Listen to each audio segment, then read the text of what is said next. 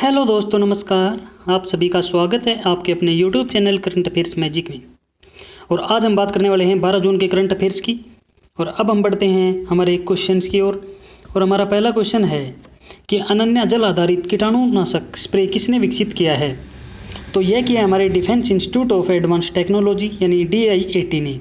और इसने nano technology assisted formulation के साथ में अनन्या जल आधारित कीटाणुनाशक स्प्रे विकसित किया है। और इसका जो इस्तेमाल है वो कोई भी व्यक्ति, आम आदमी से लेकर हेल्थ केयर वर्कर तक व्यक्ति के लिए बड़े पैमाने पर कर सकते हैं। जो इसका उपयोग है ये मास्क, PPE, अस्पताल के लिनन, साथ ही अन्य जो संभावित दूषित सतह हैं जैसे चिकित्सा उपकरण, एलिवेटर बटन, डार्क नोब्स, गलियारे और कमरों में किया जा सकता है इसको। यह जो फॉर्मुलेशन है कपड़े, प्लास्टिक, धातु और वस्तुओं को बहुत प्रभावी ढंग से पालन करता है। और मनुष्यों के लिए इसकी जो विषाक्तता है यानी जो जहर है वो नेग्लिजिबल है यानी नगण्य है। और स्प्रे की सेल्फ लाइन जो 6 महीने इसकी बताई जा रही है। जो डाइट के कुलपति हैं वो हैं CP रामनारायण और इसका हेडक्वार्टर है पुणे, महाराष्ट्र में। अगला क्वेश्चन है कि AIU ने एथलीट गोमती मारी मुथु पर कितने साल का प्रतिबंध लगाया है? तो AIU यानी एथलेटिक्स इंटीग्रिटी यूनिट, इसने जो प्रतिबंधित पदार्थ हैं उनका सेवन करने के चक्कर में और इसका टेस्ट पॉजिटिव आने के बाद में 4 साल के लिए गोमती मारी मुथु पर प्रतिबंध लगा दिया है यानी बैन लगा दिया है। और एथलीट ने ADR आर्टिकल 2.1 और 2.2 का उल्लंघन करने के लिए इनके ऊपर 4 साल का प्रतिबंध लगाया है। उनके यूरिन सैंपल में यह जो निषेध पदार्थ था इसका मेटाबोलाइट पाया गया। और यह प्रतिबंध 17 मई 2019 से शुरू होकर 16 मई 2023 तक इन पर लगाया गया है। जो एथलेटिक इंटीग्रिटी यूनिट के अध्यक्ष हैं वो हैं ब्रेट क्लाथियर, हेडक्वार्टर मोनाको में है। एथलीट फेडरेशन ऑफ इंडिया के अध्यक्ष हैं एडिले सुमीरवाला। और एथलीट फेडरेशन ऑफ इंडिया का हेडक्वार्टर है वो है नई दिल्ली में। हमारा अगला क्वेश्चन है कि जियो प्लेटफॉर्म्स ने ADIA ने यानी जियो प्लेटफॉर्म में ADIA ने कितने लाख करोड़ रुपए का निवेश किया है? तो यह किया है 5.16 लाख करोड़ रुपए का। ADIA का मतलब है अबू धाबी निवेश प्राधिकरण। और इसकी पूर्ण स्वामित्व वाली सहायक कंपनी ने 5,683.50 करोड़ रुपए का निवेश किया है। और इसलिए ADIA ने 5,683.50 करोड़ रुपए के निवेश के साथ में जियो प्लेटफॉर्म में 1.16% की हिस्सेदारी खरीद ली है। ADIA द्वारा निवेश किए गए जियो प्लेटफॉर्म का मूल्य 4.91 लाख करोड़ रुपए के और इक्विटी का मूल्य 5.16 लाख करोड़ रुपए बताया जा रहा है। जो ADIA है इसकी स्थापना हुई थी 1976 में और ये एक विश्व स्तर पर विविधतापूर्ण निवेश एक संस्थान है। हमारा अगला क्वेश्चन है कि फ्लाईजे मोबाइल ऐप किसके द्वारा विकसित किया गया? तो यह IIT गुवाहाटी के द्वारा किया गया है। और ये कोविड-19 महामारी के दौरान इसके अनुकूल और संपर्क रहित हवाई यात्रा के लिए FlyZY नामक एक एप्लीकेशन इन्होंने विकसित की है। और यह एक मल्टी फंक्शन पर एप्लीकेशन है FlyG। और इसको इंटरनेशनल एयर ट्रांसपोर्ट एसोसिएशन के नियमों के अनुसार बनाया गया है ताकि जो पूरी दुनिया के दौरान आसान यात्रा, ड्रोव, प्रतिबंधनीय पार्किंग, बेहतरीन खरीदारी अनुभव और पूरी यात्रा के दौरान आवश्यक अपडेट प्रदान करने हेतु संपर्क रहित बोर्डिंग प्रदान की जा सके। इंटरनेशनल एयर ट्रांसपोर्ट एसोसिएशन का जो हेडक्वार्टर है वो मॉन्ट्रियल, कनाडा में है। और इसकी स्थापना हुई थी 19 अप्रैल 1945 को। हमारा अगला क्वेश्चन है कि विश्व बैंक ने पश्चिमी बंगाल को कितने करोड़ रुपए का ऋण दिया है? तो विश्व बैंक ने पश्चिमी बंगाल को 1950 करोड़ रुपए का बैंक दिया है। और यह कोविड-19 की स्थिति से निपटने के लिए और विकासात्मक कार्य करने के लिए दिया गया है। अब 1950 करोड़ की कुल राशि में 850 करोड़ रुपए समाज कल्याण योजनाओं के लिए खर्च करेगी। और जो बचे 1100 करोड़ रुपए इनको औद्योगिक अवसंरचना तैयार करने के लिए खर्च किए जाएंगे। जो पश्चिम बंगाल के CM हैं वो ममता बनर्जी हैं और राज्यपाल हैं जगदीप धनखड़। विश्व बैंक के अध्यक्ष हैं डेविड मलपास। हमारा अगला क्वेश्चन है कि IL&FS ने गुजरात सरकार को कितने प्रतिशत हिस्सेदारी बेची है? तो IL&FS का मतलब है infrastructure leasing and finance services limited. और इन्होंने Gujarat international finance tech city यानी गिफ्ट सिटी में 50% की अपनी हिस्सेदारी बेच दी है। और यह हिस्सेदारी गुजरात शहरी विकास कंपनी लिमिटेड के द्वारा गुजरात सरकार की ओर से 32.71 करोड़ रुपए में इनको खरीदा गया है। और ये जो सौदा किया है इन्होंने, तो इसकी जो अनुमति है वो राष्ट्रीय कंपनी कानून न्यायाधिकरण यानी NCLT के द्वारा दी गई है। हमारा अगला क्वेश्चन है कि S&P रेटिंग ने वित्त वर्ष 2021 में भारतीय अर्थव्यवस्था में कितने % की तक गिरने के अनुमान लगाया है।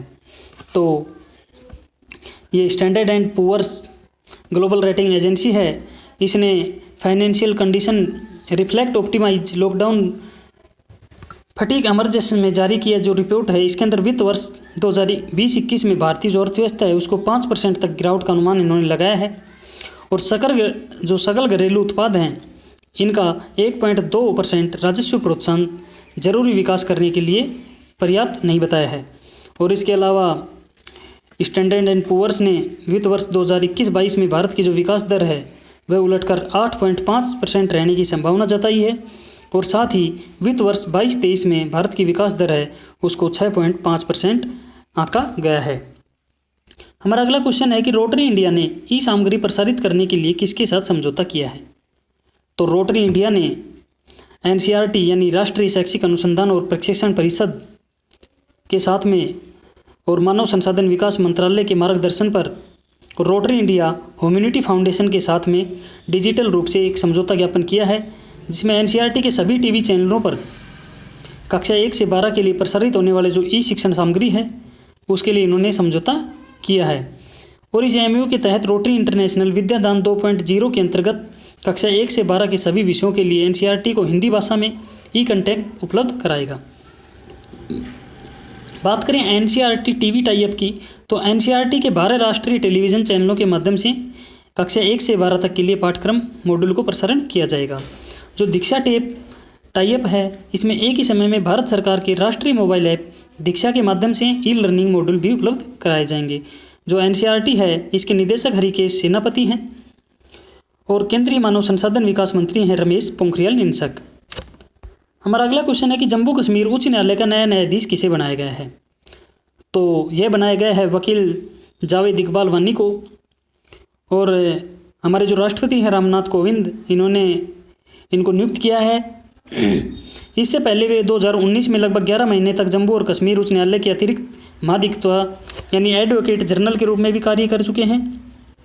और जो इनकी सिफारिश है वानी को न्यायाधीश बनाने की, ये जो हमारे भारत के मुख्य न्यायाधीश हैं AS बोबडे, इनकी अध्यक्षता में 22 जनवरी को सुप्रीम कोर्ट कोलिजियम में की गई थी।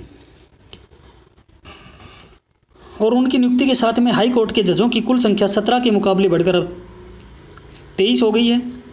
और जब 2013 के बाद में ये पहला मौका है जब किसी कश्मीर को बार कोटे से उच्च न्यायालय के न्यायाधीश के रूप में पदोन्नत किया गया है। और अंतिम बार ऐसी नियुक्ति 2013 में की गई थी जब जस्टिस अली मोहम्मद मागरे को उच्च न्यायालय का न्यायाधीश नियुक्त किया गया था। जो हमारे जम्मू कश्मीर के उपराज्यपाल हैं वो हैं जगदीश चंद्र मुर्मू।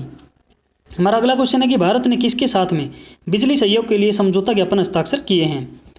तो ये किए हैं डेनमार्क के साथ। और भारत ने डेनमार्क के साथ यानी दोनों देशों के बीच में बिजली सहयोग विकसित करने के लिए एक समझौता ज्ञापन हस्ताक्षर हुए। और इसके अंदर भारत सरकार के बिजली मंत्रालय और डेनमार्क की सरकार की ऊर्जा जनोपयोगी सेवा और जलवायु मंत्रालय के बीच में हस्ताक्षर किए गए हैं। इसका उद्देश्य है कि बिजली क्षेत्र में दोनों देशों के बीच में मजबूत, गहरा और दीर्घकालीन सहयोग विकसित किया जा सके।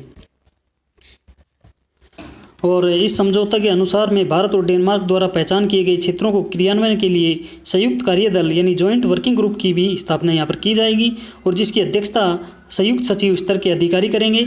और दोनों पक्षों की ओर से सचिव स्तर के अधिकारी की अध्यक्षता में एक परिचालन समिति की भी रिपोर्ट करेंगे। डेनमार्क के जो प्रधानमंत्री हैं वो हैं मेटे फ्रेडरिक्सन और राजधानी है कोपेनहेगन और मुद्रा है डेनिस करोन।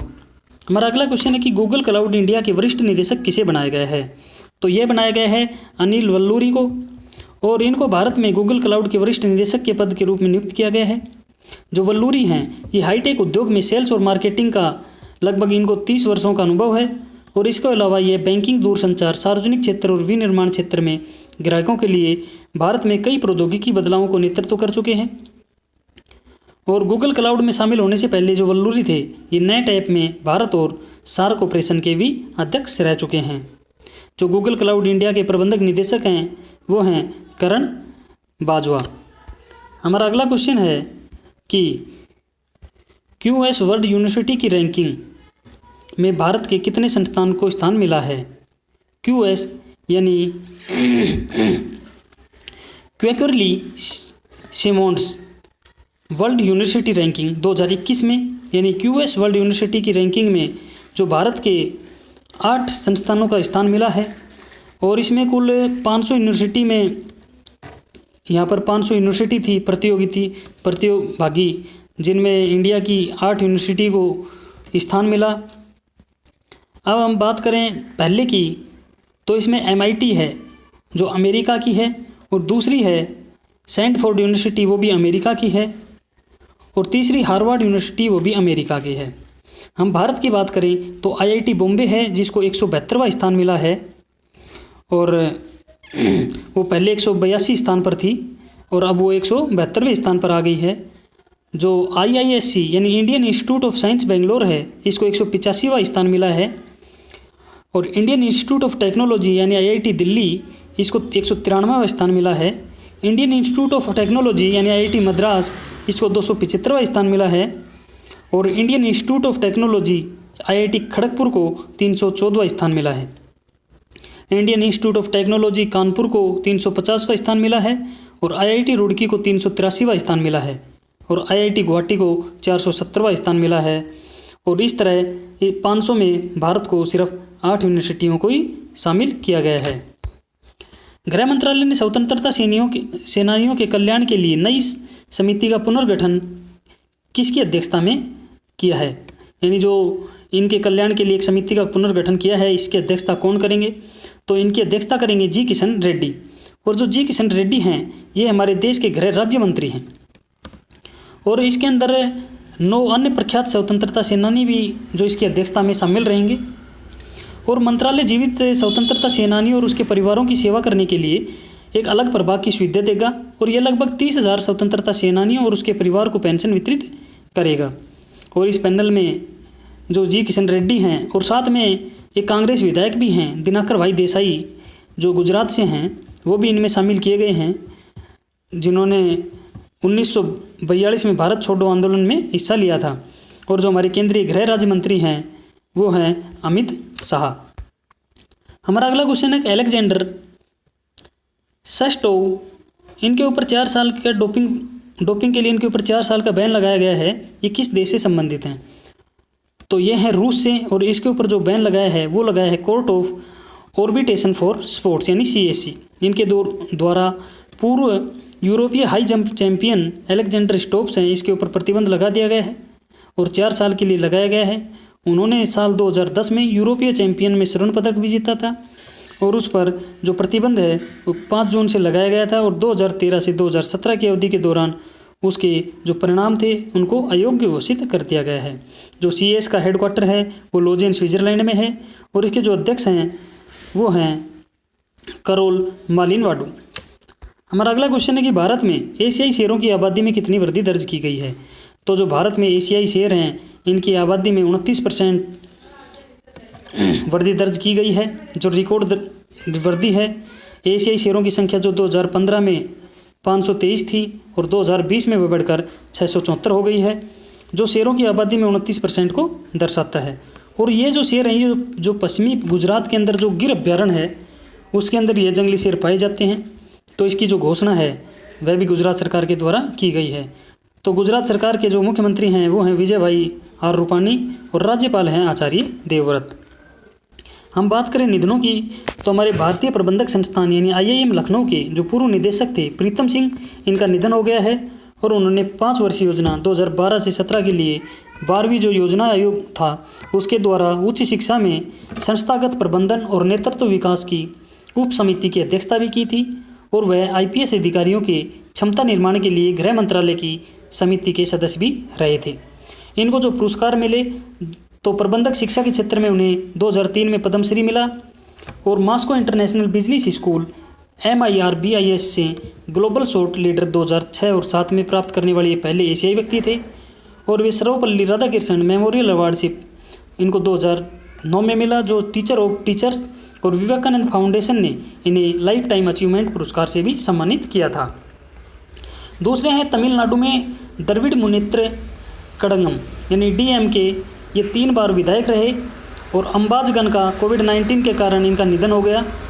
और अंबाजगन ने विधानसभा में चेपक थिरुकेलेनी निर्वाचन क्षेत्र का प्रतिनिधित्व किया और ये पहली बार 2001 में टी नगर निर्वाचन क्षेत्र से विधानसभा के लिए चुने गए थे और 2011 में उन्हें चेपक थिरुवल्लिकेन्नी सीट से जीत हासिल की और 2016 के चुनाव में इसे बरकरार रखा। जो तीसरे हैं वो हैं बुरुंडी के राष्ट्रपति पियरे नकुरुंजीजा, इनका भी निधन हो गया है और ये 15 साल तक सत्ता में रहने के बाद में अगस्त में सत्ता छोड़ने वाले थे। और राष्ट्रपति को 2006 और 2011 के बीच में उनके प्रचार और फुटबॉल से लगाव के लिए जाना जाता था। इसके अलावा उन्हें उनके शांति प्रयासों के लिए 7 अंतर्राष्ट्रीय पुरस्कार भी दिए गए थे। जो बुरुंडी की राजधानी है वो है गिटेगा और यहाँ की मुद्रा थी बुरुंडियन फ्रैंक।